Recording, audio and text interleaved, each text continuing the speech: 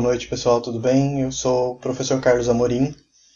Primeiramente, queria agradecer a presença de vocês na palestra, né? Esse seminário da UFMA, especificamente sobre o que estamos passando em relação à epidemia de coronavírus. A minha disciplina, né, o tema da minha palestra gira em torno do sistema imune. Ok? Então, nós vamos discutir alguns pontos importantes. Antes de entender o intuito principal da palestra, eu queria que vocês entendessem que, no fim das contas, muitas das dúvidas que surgem hoje em dia são principalmente pela falta de conhecimento do próprio sistema imune, né? Então, por isso o tema dessa palestra. Eu acho que facilita bastante a gente pensar em relação ao sistema imunológico se a gente conhece um pouco sobre ele, conhece um pouco sobre o foco do sistema imune. Então, antes de iniciar a palestra, só relembrar que o sistema imunológico é o nosso sistema de defesa, né? Isso eu acho que é chover no molhado. Nós sabemos que ele é o sistema do nosso organismo que tem condições de combater os antígenos.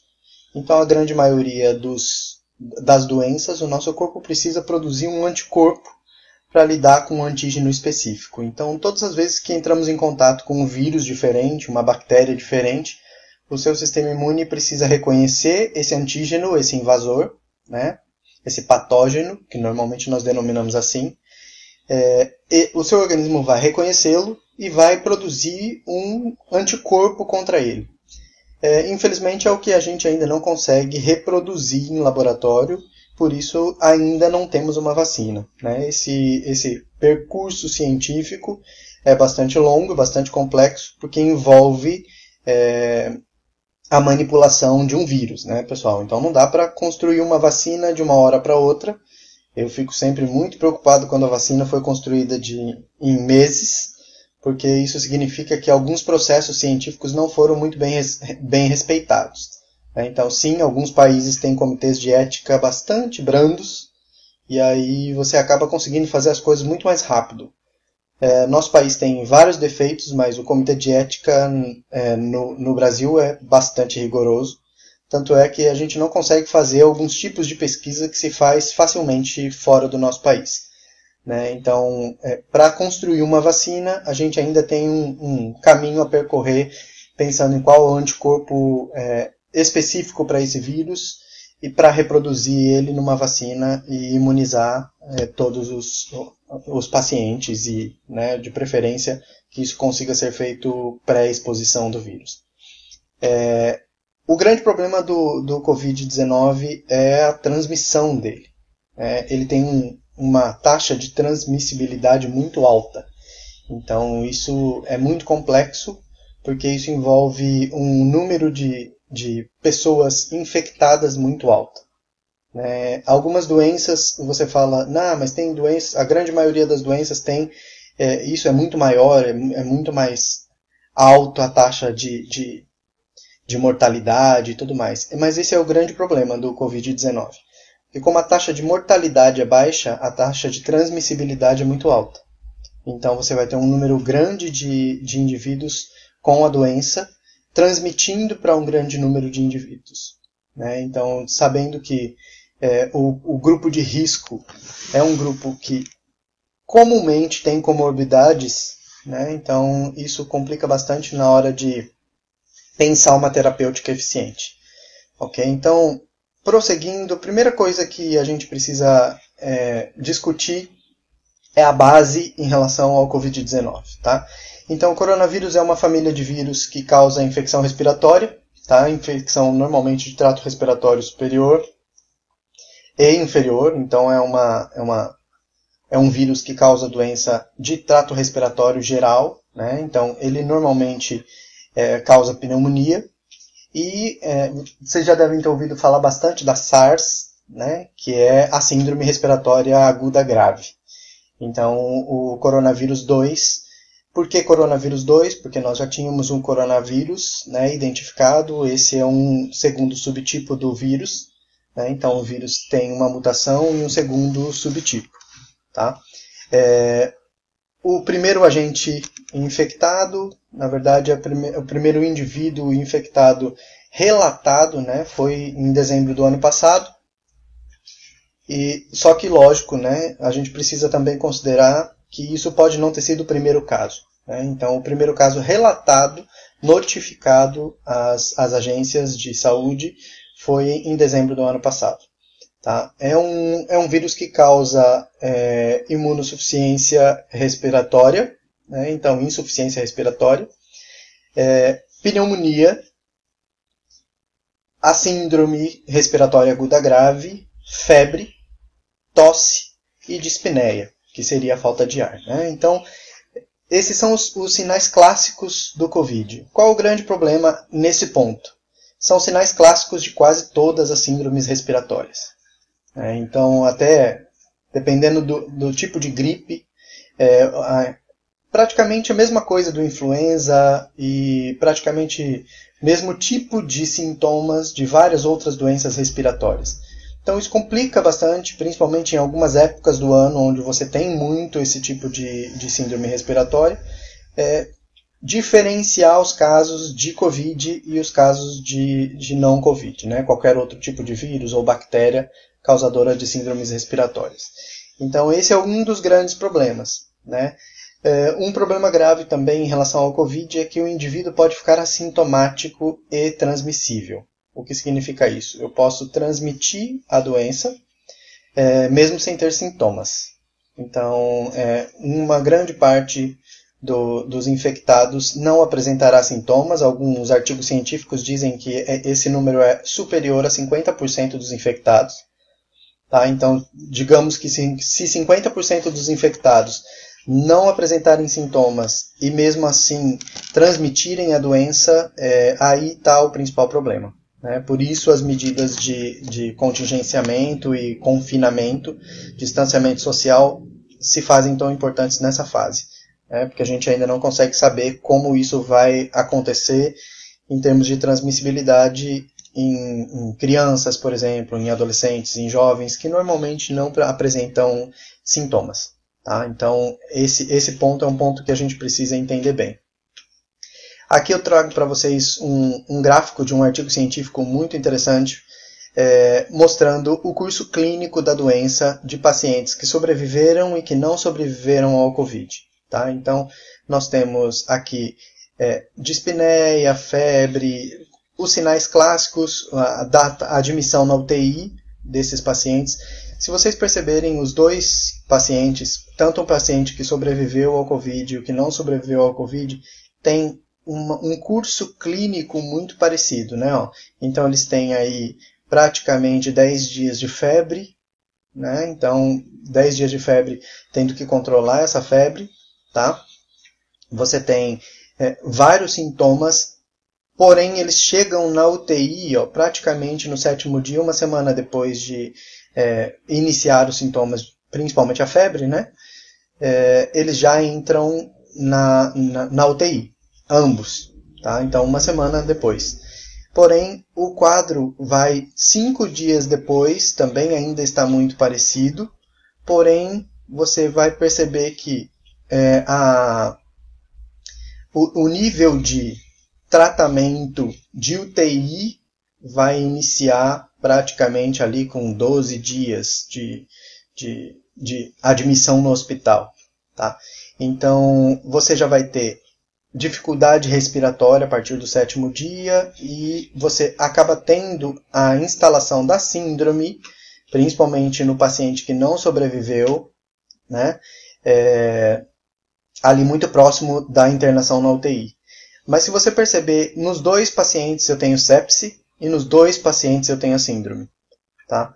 No paciente que sobrevive, a sepse e a síndrome, nesse caso clínico, né, foi até anterior ao paciente que não sobreviveu. A grande diferença entre os dois aqui, tá, o tempo de internação e a intervenção com ventilação mecânica. Né? Então, vocês percebem que a única faixa diferente entre eles aqui é esse vermelho, né? Que é a ventilação invasiva. Então, esses pacientes aqui chegaram no 15º dia já com insuficiência aguda cardíaca, renal. Então, eram pacientes que já estavam caminhando para a falência de alguns órgãos muito importantes para mantê-lo vivo nesse momento, né? Então, aí já puxando o gancho para o tema dessa palestra, analisando alguns dados clínicos básicos dos pacientes, né? Leucograma, hemograma. Então a gente tem alguns dados importantes aqui, a quantidade de linfócitos e a quantidade, vou chamar a atenção para a parte de sistema imune, tá? De interleucina 6 e linfócitos. Vocês vão perceber que aqui o azul é o que sobreviveu e em vermelho o que não sobreviveu à doença. Tá? Você percebe que a interleucina 6 no paciente que sobreviveu, ela praticamente não se altera durante o curso da doença, tá? Durante os 19 dias avaliados. No paciente que não sobreviveu, vocês percebem que depois do 13º dia aqui, na verdade, ela começa a subir muito. Tá? E durante todo o tempo, nós temos menor número de linfócitos nos pacientes que não sobreviveram em relação aos pacientes que sobreviveram. E vocês percebem que depois o paciente adquiriu a doença, ele passa por um período complicado em termos de sistema imune e começa a fortalecer o sistema imune durante o tratamento. E aí você percebe então que o fortalecimento do sistema imune seria um ponto muito importante aqui para vencer o Covid-19. E aí já surge a pergunta, então o que eu faço para fortalecer o meu sistema imune? Que é a pergunta que a gente tem ouvido demais durante esses dias nas redes sociais principalmente. Então, como eu fortaleço o sistema imunológico? Aí você lê, é só continuar fazendo exercícios em casa, não, precisa tomar vitamina C, precisa tomar polivitamínicos, precisa tomar glutamina, compra própolis, toma whey protein. No fim das contas, cada um tem uma receita diferente para lidar com a melhora do sistema imune em relação à sua alimentação, em relação aos seus hábitos diários. No fim das contas, pessoal, não é tão simples assim. Tá? Então a gente precisa entender que hábitos são demorados. Então você demora para adquirir um hábito. Então começar a fazer as coisas agora vai demandar um tempo para o seu organismo também assimilar essas mudanças de comportamento. Okay? Então, fisiologicamente, a coisa demora para acontecer. Não é porque você comprou uma vitamina C e está tomando isso que isso vai melhorar o seu sistema imune. Tá? É uma série de fatores que precisam ser alterados. Então, melhorando um pouquinho aquela imagem anterior, eu diria para vocês que a prática de exercícios regulares melhora o sistema imune. Um sono regulado, um sono de qualidade, melhora o sistema imune. Não fumar, não beber, não usar nenhum tipo de droga ilícita, melhora o seu sistema imunológico. Ou até não piora ele, Uma alimentação saudável melhora o seu sistema imunológico. Utilizar as vacinas, tem aí um ramo da sociedade aí anti-vacina. Então essas pessoas precisam estudar, precisam entender a importância das vacinas, elas não estão aí à toa, os cientistas não trabalham nelas à toa. Melhorar os seus hábitos de higiene, isso vai melhorar o seu sistema imunológico. Isso sim vai fazer diferença quando você for pensar em lidar com o sistema imune em relação a essa pandemia que nós já estamos vivendo. Então não adianta ficar doido. Você olha na internet, olha nas redes sociais, o pessoal desesperado para fazer exercício em casa, para comer bem, para isso, para aquilo, para isso, para aquilo. Calma. Então não adianta, você não vai adquirir hábitos assim de uma forma tão brusca, e nem cobrando tanto dessa maneira. Estamos todos vivendo uma fase que ninguém sabe como lidar. Então eu acho que tem cobrança demais em relação a isso. É óbvio que você precisa procurar cada um desses pontos, e adquirindo eles com tranquilidade e com serenidade. Não adianta, não dá para fazer isso de uma hora para outra. Okay? Então isso é muito importante de vocês entenderem. Então, aqui alguns pontos. Agora, para a gente conseguir aplicar isso bem e entender a importância disso, eu tenho evidências científicas. Então, esses pontos que eu trouxe anteriormente não são minha opinião. Okay? Então, são evidências científicas que apontam para isso. Então, esse é um artigo científico extremamente interessante, mostrando uma revisão sistemática da importância da atividade física, da nutrição e não sei se vocês já ouviram falar esse termo, tempo de tela. Estou falando isso de implicações no futuro clínico dos pacientes. Aqui, analisando adolescentes, esse artigo científico mostra que o tempo de tela, que inclui aí tablet, celular, computador, televisão e tudo mais, a falta de atividade física e a falta de controle da nutrição tem diminuído cada vez mais a nossa saúde. Tem nos dado cada vez mais morbidades e nos aproximado de mortalidade cada dia mais. Tá? Isso é extremamente importante. Aqui alguns artigos científicos mostrando para vocês que o exercício físico ele pode melhorar a senescência das suas células do sistema imune. Então, praticar atividade física faz com que as suas células envelheçam menos. Então, isso é muito interessante. Aqui, para quem pratica atividade física constantemente, os seus leucócitos, as suas citocinas, as suas células satélites, todo o seu sistema imune, toda a sua base de inflamação do sistema imunológico está diferente pelo fato de você praticar atividade física. Okay? Fazer exercícios físicos, pessoal, é fato já na literatura científica que uma proposta de treinamento, por exemplo, frente a uma doença do Covid-19, né, então você vai lidar com essa doença, se você pratica atividade física regular, a atividade física vai fortalecer os mecanismos do sistema imune, vai diminuir a incidência de infecções, por exemplo, uma gripe, tá? Melhora a resposta celular, tanto tumoricida quanto antiviral. Então a sua célula é que tem que se recuperar. A grande maioria dos medicamentos que auxiliam nesse processo de cura do Covid são focados no seu sistema imune. Então na melhora, na ativação do seu sistema imunológico para que ele se defenda em relação a esse vírus. Okay? Aumentar a longevidade da sua célula. Se surgir alguma doença, ela terá um impacto menor. E o que é muito importante aqui, aumenta a resposta anti-inflamatória. Vocês lembram que eu disse que todos esses pacientes acabaram tendo sepse? Lembrando que sepse é uma inflamação sistêmica. Né? Se você tem uma boa capacidade anti-inflamatória, seu corpo consegue lidar melhor com esse período de sepse. Okay? Em relação à nutrição, também vários artigos científicos mostrando que a boa alimentação, alguns suplementos, refutando algumas hipóteses. Então, sim, a alimentação tem poder de auxiliar no seu sistema imunológico. Uma alimentação regrada, uma alimentação inteligente, pensada de forma individual, ela melhora o seu sistema imunológico. Esse artigo científico é um artigo que quebrou alguns tabus no período do surto de influenza. Né? Então, esse artigo mostra claramente a prática de exercícios físicos melhorando a resposta do sistema imune à vacina. Então isso é uma coisa muito legal que pouco se fala. Então, se o seu sistema imunológico está ruim, nem a vacina vai conseguir ter efeito positivo, o efeito positivo esperado. Né? Então, praticar atividades físicas vai fazer até com que a vacina funcione melhor. Tá? Então isso é muito importante. E aí, juntando essas evidências científicas com o que tem se encontrado hoje em dia, por exemplo, já foi correlacionada a vacina BCG, né, que nós aqui no Brasil temos essa vacina gratuita no SUS. Então, todos nós, ela é que você fica com aquela marquinha no braço direito. Tá? Então, essa vacina é uma vacina que auxilia, diminui a gravidade dos sintomas do Covid. Okay?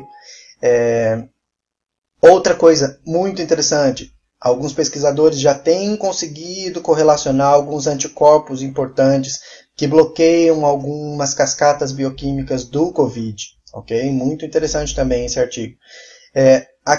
Tanto aqui no Brasil já tem sido feito em São Paulo, a utilização de plasma de pacientes que sobreviveram ao Covid, né, em pacientes mais graves. Então, pensando nos anticorpos que esses pacientes produziram, a utilização do plasma desses pacientes nos pacientes mais graves também tem funcionado muito bem. Alguns medicamentos, algumas drogas, a ivermectina, tanto a ivermectina quanto a hidroxicloroquina, nós já temos ouvido falar bastante, elas estão sendo bastante eficientes no tratamento. Okay? Então, existe evidência científica e a ciência está evoluindo. Mas o que eu acho muito interessante a gente levar em consideração todo esse quadro geral, eu acho muito legal você parar para pensar o que esse período tem nos ensinado em relação à nossa saúde, né?